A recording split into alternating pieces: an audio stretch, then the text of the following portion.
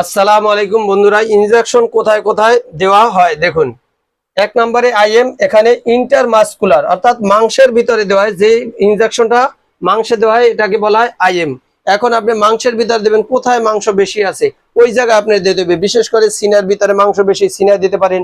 দ্বিতীয়ত আপনার পাঁজরে কোমরে মাংস বেশি, কোমরে দিতে হইবে। এই দুই জায়গায় বিশেষ করে এই আইএম ইনজেকশন গুলো পুশ করা হয়। আইএম অর্থ ইন্টারমাসকুলার অর্থাৎ মাংসের ভিতরে দেওয়া হয়। তারপর আছে আইবি, ইন্টারভেনাস অর্থাৎ শিরার মধ্যে, যেখানে শিরা ভালো দেখা যাইবে এখানে দিতে পারেন। তারপর এখানে হাত বাইরে এখানে দিতে পারেন।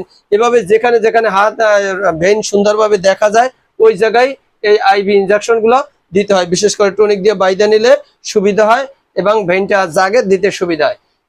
তৃতীয় নাম্বার হলো আইডি, ইন্টারডার্মাল অর্থাৎ চামড়ার মধ্যে আপনার যে ইনজেকশনটা দেওয়া হয়।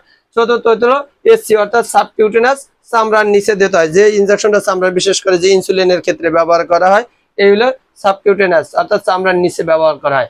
সাধারণত আইএম এবং আইবি এই দুইটা ইনজেকশন বেশি ইউজ করা হয়।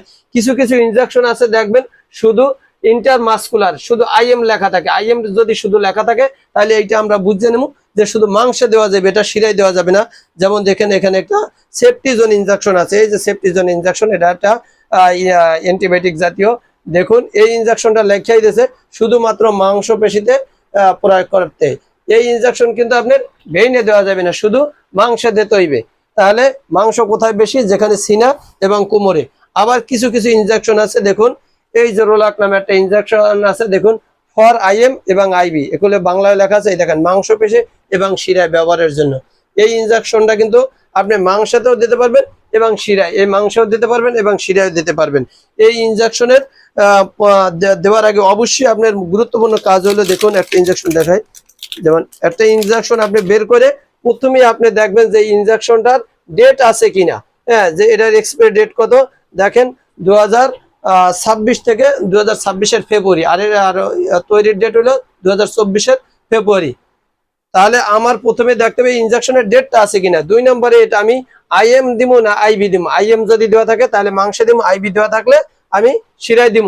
আর যদি দেওয়া থাকে আইএম এবং আইবি দুইটাই দেওয়া থাকে তাহলে আমি মাংসও দিতে পারবো, শিরায় দিতে পারবো। অবশ্যই দেখতে হবে আপনার ডেট ঠিক আছে কিনা এবং ইনজেকশনটা জমে গেছে কিনা এবং আইএম কিনা না আইএম না আইবি, এই দুইটা অবশ্যই আপনার দেখতে হবে। যদি আইএম থাকে তাহলে মাংসে দিব, আইবি দেওয়া থাকলে শিরায় দেব। আর যদি আইএম এবং আইবি দুইটাই দেওয়া থাকে তাহলে আমি যে কোনো এক জায়গায় পুশ করতে পারবো। বন্ধুরা, ভিডিওটি যদি ভালো লাগে ভিডিওটি অবশ্যই শেয়ার করে দিবেন। আসসালামু আলাইকুম।